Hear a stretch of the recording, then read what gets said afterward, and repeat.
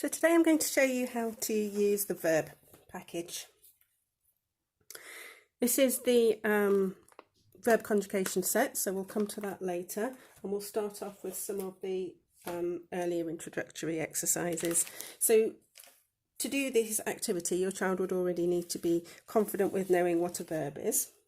So they would have done some work on nouns and verbs and adjectives, that kind of thing. They may or may not know what a pronoun is, so if they don't, you'd want to start off with explaining that to them first of all. So a pronoun is a word that replaces a noun when we want to shorten it. So for example, if we said Peter went to the zoo, we could replace it with he went to the zoo. So those are our pronouns. We have 6 different categories of pronouns. We have 3 singular pronouns. The first one is I, second is you, and third is he or she. And we have the same for plural, first, second, and third. So first being we, second you, and third they. So you can see there's 2 yous in there. So one you being when you're speaking to one other person, and the other you when you're speaking to lots of other people. When you've explained that to your child, you can give them this card for them to practice on. You should have a little packet with the word pronouns on, and they can practice putting these out into the correct places on the card, so they just get used to knowing which is which, because later on it'll be important for them to know if we're talking about first person plural, that means we. So they're getting used to what these pronouns are and the order that they go in as well, because this is a standard order that verbs are always conjugated in. So once they're confident with knowing what pronouns are, you can then move on to having a look at how verbs change when you conjugate them through the different pronouns. So first card you want is weak verbs, simple tenses, present, and you need the packet that says weak verbs on. You can take out one of these cards and place it on there, and then you can read downwards. So it's I paint, you paint, he or she paints, we paint, you paint, they paint. And they notice that as they go down, it always stays the same, apart from when you get to third person singular, and then we add an S. So he paints or she paints, and they can practice with as many of these verbs as you like. They can even write their own verb cards and practice reading them all the way through as well. So we're going to kick those out. So the next sheet that you'd use, this would be on one day. When they're confident with this, on another day, you could introduce them to what these verbs look like in the past tense. So it's weak verbs, simple tense is past. And again, you can take your verb all the way down. So it's I painted, you painted, he or she painted, we painted, you painted, they painted. And all of these verbs that they choose are always going to have ed on the end. There are some that end in e already, so you'll need to explain that we don't have 2 e's in there. One of those is taken away because we only need 1 e. And you can also get the child to notice that even though they all end in ed, that they sound different sometimes. So jumped, the ed sounds like a t. Painted, it sounds like id. And walked, again it sounds like a T, but measured, then it sounds like a D. So although they sound different, our simple past tenses of the weak verbs are always formed with ed. So once you've done weak verbs, you can move on to strong verbs. So again, we'll start off with the present tense, and you need your packet of strong verbs. There's 2 piles in there, and you want the present tense ones first.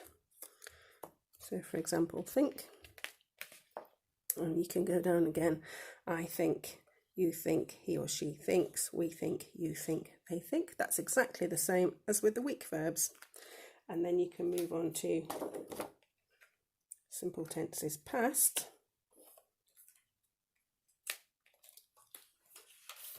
You can take the weak card for them first and see if they notice that there's a problem here. So I thinked, you thinked. So you can show them that this isn't going to work on the ED card, and that's why we need the card for the strong verbs. So we can't just add ED onto the end, so we need to actually have a different past tense form. So whichever verb your child has chosen, they should be able to find in there. So the past tense of think is thought. So they have to actually find the one they need and then move down. I thought, you thought, he thought, etc. down there. When they've had a bit of a practice with that, you can lay these out and get them to match up the present tense with the past tense, the past participle there, think, thought. And you can ask them to think of some more strong verbs if they can think of any that you can't just add ed onto the end. See if they can think of any for themselves. Then you can have a go at mixing up the present tense ones that are strong and weak. So you can mix these two packs together and then see if they can work out for each one, is it going to be strong or weak? So for jump, can I say jumped, or have I got to look through the pile and find a different past participle? And then they'll work out, okay, so that one is a weak verb. And then they can find drink. Can I say drinked? That doesn't work, so that must be a strong verb. So now I need to look for the past participle of drink. And they can have lots of practice at being able to sort different verbs out into the sort them out into piles of strong or weak verbs.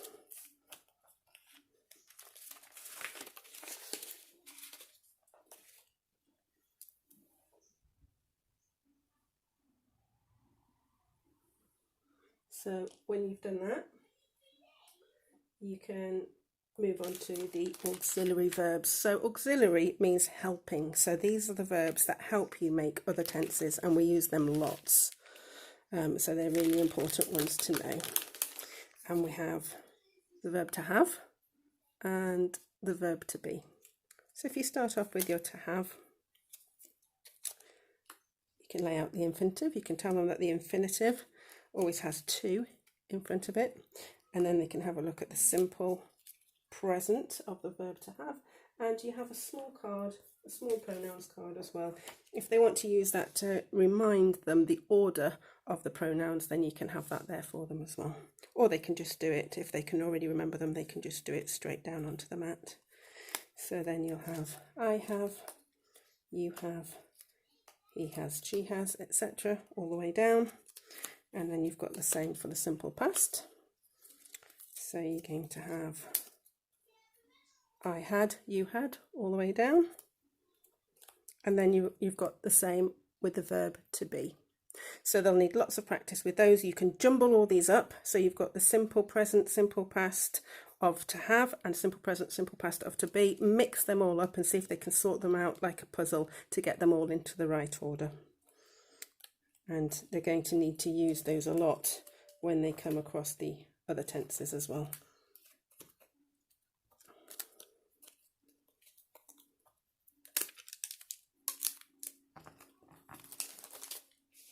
And then when they're confident with all those, they're ready to move on to the main verb packet, which has most of the tenses in there. So this is all for the verb to love. So you can take out the heading, which shows you the infinitive, to love. And then inside, you show them that there's two envelopes, one that says active voice and one that says passive voice. The first time you do this, you just tell them that we're going to have a look at passive voice another time. And today we're looking at active voice. And then you take out the label that says active voice on it and lay that as a heading as well. And then you can say, today we're going to have a look at the simple present. So they should be quite used to this by now because they've practiced it with the other verbs. They can use their pronoun card if they wish. They put the heading, simple present. These will be mixed up and then they sort them out into I love, you love, etc. all the way down to they love.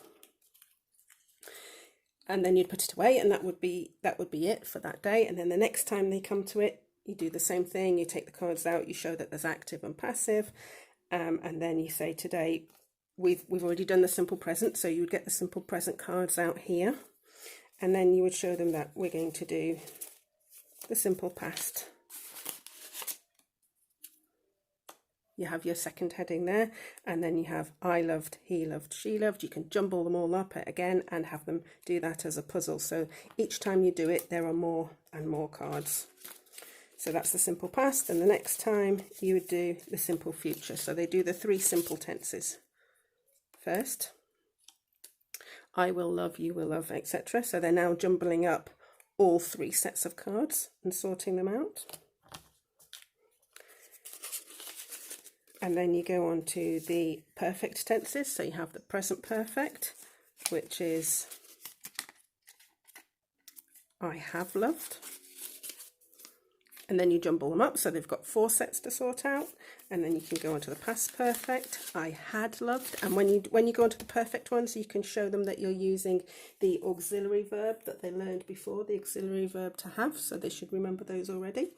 And they're always used in the perfect tenses. So the present perfect, I have loved. Past perfect, I had loved. And then lastly, future perfect, I will have loved. And by then, they're mixing up all 6 packets and working out where each card goes. So that's quite a challenge when you get to that stage. So once you've completed, back in the right packet, once you've completed all the active voice cards, the next time you come to it, you can say, the packet that we've always been putting back inside here, we're actually going to have a look at that one today. We're going to have a look at the passive voice. So you may have already laid out all the active ones for the day already, and then show them how the passive voice is different. Because if you say I love the rabbit, then I, the subject, is the one who is doing the loving. The subject is being active in that. I love the rabbit. If you say I am loved by the rabbit, then I, the subject, is passive. They're not carrying out the action, but somebody else is carrying out that action to them. So this is the passive tense. So the pronoun or the subject of the sentence is passive. They're not carrying out the action. So if you say he was bitten or he has been bitten, then he was not the one being active. He was not the one doing the biting. He was being passive. Some person or animal has done that to him. So that's the passive voice, and you would go through it 1 week at a time in the same way, starting with your simple tenses. So simple present tense, you will have there you go. I am loved, he is loved, she is loved. And on this one, you can show them that you're using the auxiliary verb to be. So that's why that one was really important, because they need it in all of these. So I am loved, you are loved. Then the simple past, I was loved, you were loved. And the simple future, I will be loved, you will be loved. And then you get to the perfect tenses, and again you need the auxiliary verb to have, but you need it together with the past participle of to be, which is been. So for the present perfect, it's I have been loved, and you conjugate that all the way through to they have been loved. Past perfect, you had been loved, so it's the past tense of the verb to have, but you use had. You had been loved, I had been loved. And the future perfect, of course, is I will have been loved. So that's the future perfect in the passive voice. So by the time they've worked through all of these packets, they should be able to shuffle all of them up. This is a really big work that takes up the whole mat, and it's very exciting for them to know that they then have completed every set of cards in the pack. once these are all laid out, if you've got the active voice all laid out and the passive voice all laid out, you could then have some of them, turn them over. So you've got there, I am loved, you are loved, he is loved, she is loved. So you could have them all upside down like this. And then you could play a game where you point to, or another child points to one of the cards and says, okay, what would second person plural in the passive voice in the simple present be? And then the other person has to try and remember what would be under there and say, it's we are loved, and then they can check and see if they're right.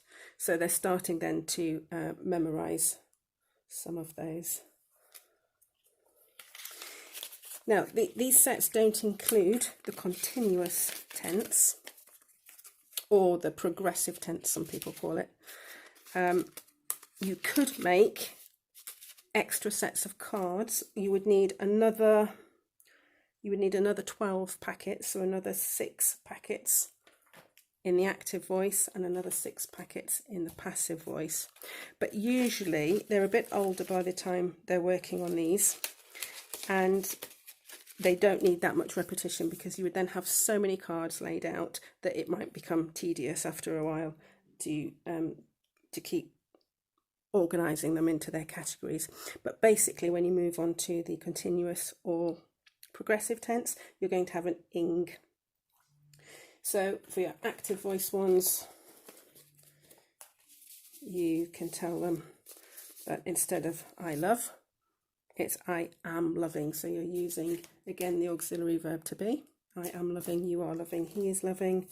And then when you're going on to the simple past, I was loving, you were loving, etc.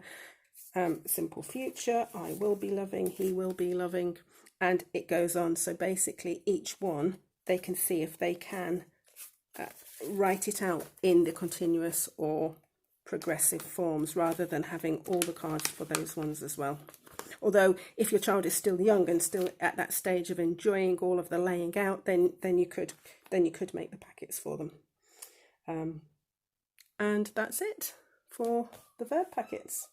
Going right from the beginning, from learning the pronouns through to completing all of these different tenses, is probably going to be a year or two, unless your child is really interested in them and wants to keep going through them, and the next one and the next one and the next one. And it does depend how old they are when they start as well.